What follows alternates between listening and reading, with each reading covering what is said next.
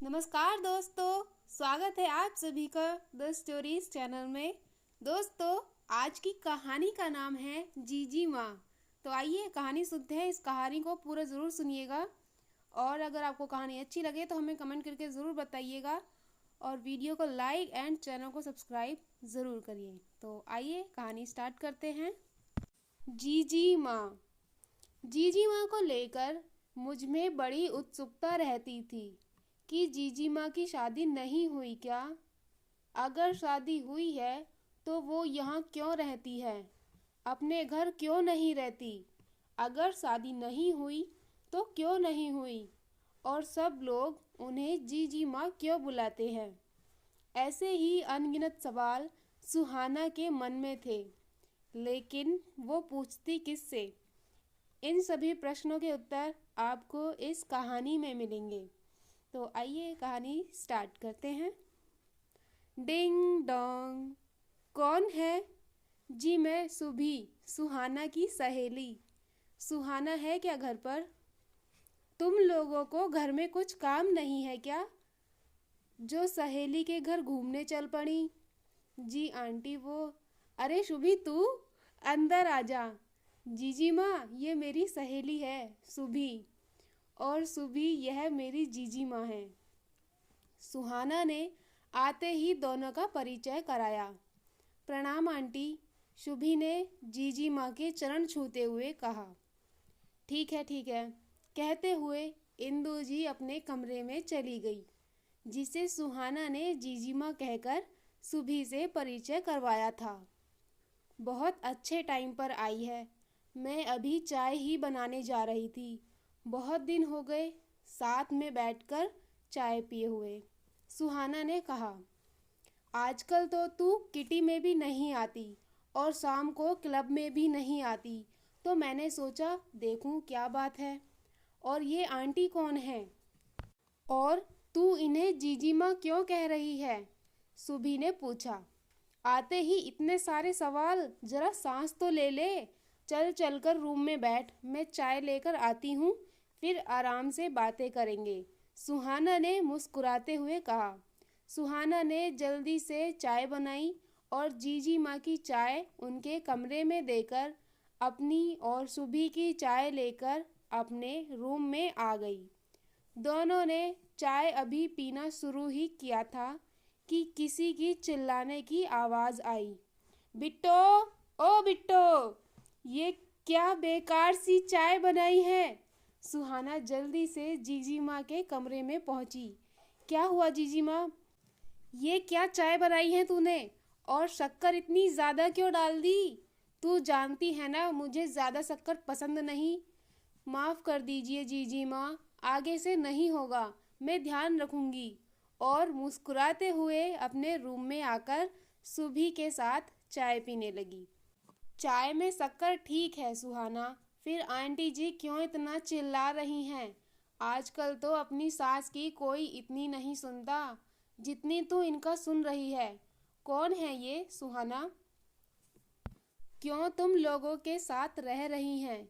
क्या इनका अपना घर नहीं? इनको तो यहाँ पहले कभी नहीं देखा। सुभी एक सांस में बोले जा रही थी। सुभी, ये हमारे नहीं, हम इनके साथ रहते हैं। ये घर भी इनका है और हम सब भी इनके अपने हैं। रही बात रिश्ते की, तो ये मेरे ससुर जी की बड़ी बहन है। और वीनू, विनोद सुहाना का पति, वीनू की बुआ और मेरी बुआ सास है। जब वीनू से शादी करके ससुराल आई तो सब इन्हें जीजी माँ बुलाते थे, तो मैं भी इन्हें जीजी माँ कहने लगी। तुम्हारी तरह मुझे भी शादी के बाद जीजी माँ को लेकर इतनी ही उत्सुकता रहती थी कि जीजी माँ की शादी हुई क्या? अगर शादी हुई है तो वो यहाँ क्यों रहती हैं? अपने घर क्यों नहीं रहती? और अगर शादी नहीं हुई तो क्यों नहीं हुई? लेकिन मैं पूछती किससे? माँ जी से कभी पूछने की हिम्मत हुई नहीं, तो पिताजी से पूछना तो बहुत दूर की बात थी। घर में सब लोग इनको जीजी माँ क्यों बुलाते हैं? मैं भी यही सोचती रहती।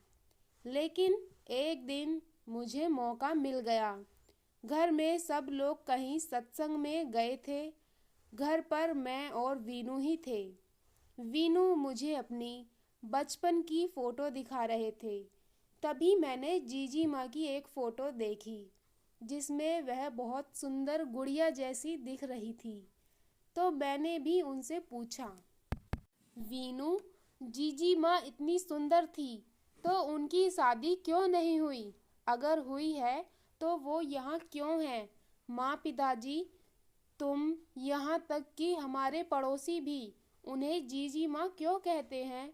वीनू ने बताया कि पिताजी के माता पिता का उनके बचपन में ही स्वर्गवास हो गया था, तो उनकी बड़ी बहन ने उन्हें पाला पोसा और पढ़ाया लिखाया और अपने पैरों पर खड़ा किया। माँ को भी उन्होंने ही पसंद किया और दोनों की शादी कराई। पिताजी की माँ तो उनके बचपन में उन्हें छोड़ गई, इसलिए वह अपनी जीजी माँ को ही अपनी माँ की तरह ही मानते थे, इसलिए उन्हें जीजी माँ कहते हैं। इसलिए हम सब भी उन्हें जीजी माँ बुलाने लगे। जीजी माँ का विवाह किससे, कब और कहाँ हुआ था ये तो मुझे नहीं पता सुहाना, लेकिन वो दिन मुझे आज भी याद है। उस दिन माँ सुबह से परेशान थी और बार बार दरवाजे की तरफ देख रही थी और बड़बड़ाए जा रही थी, इतनी देर हो गई, पता नहीं कहाँ रह गए। और पिताजी को देखते ही उनके पास दौड़ी गई। कहाँ रह गए थे? कुछ पता चला क्या? कोई चिट्ठी आई है क्या? नहीं वीनू की माँ, कोई चिट्ठी नहीं आई। आज सुबह से ही मेरा दिल बैठा जा रहा है। बार बार जीजी माँ का चेहरा ही सब जगह दिखाई दे रहा है। 2 महीने हो गए हैं, कुछ समाचार नहीं मिला। और आप भी जब 15 दिन पहले गए थे तो उनके घर वालों ने कहा जीजी माँ और जीजा जी बाहर गए हैं, आप मिलकर भी नहीं आए थे। हाँ वीनू की माँ, मेरा भी मन कल से ही बहुत बेचैन हो रहा है, लेकिन क्या करूँ, उनके ससुराल वाले जीजी माँ से मिलने ही नहीं देते, बाहर से ही लौटा देते हैं। देखती हूँ कैसे नहीं मिलने देते। आज मैं भी आपके साथ चलूँगी। माँ ने जल्दी से घर में ताला लगाया और हम सब जीजी माँ के घर पहुँच गए। हमें वहाँ पहुँचते पहुँचते शाम हो गई थी। वहाँ कुछ लोग बाहर बैठकर आपस में बातें कर रहे थे। उनकी बातों से ऐसा लग रहा था कि वह किसी की शादी की बातें कर रहे थे। माँ पिताजी को देखते ही वो लोग उनसे झगड़ने लगे और लौट जाने के लिए कहने लगे। लेकिन माँ पर तो उस दिन चंडी सवार हो गई थी। वो सबको धकेलती हुई आंधी की तरह घर में घुस गई और जीजी माँ पुकारते हुए पूरे घर में ढूंढने लगी। जीजी माँ का घर बहुत बड़ा और बहुत सुंदर था। घर में सारे कमरों के दरवाजे खुले थे, सिर्फ एक कमरे का दरवाज़ा बंद था। माँ को लगा जीजी माँ कहीं इस कमरे में तो नहीं, और वह ज़ोर ज़ोर से दरवाज़ा पीटने लगी। किस्मत से दरवाजे की कुंडी ठीक से शायद नहीं लगी थी, तो ज़ोर से पीटने पर वह खुल गया।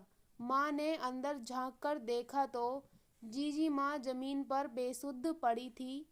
माँ ने उन्हें उठाने की कोशिश की, लेकिन वो नहीं उठ रही थी।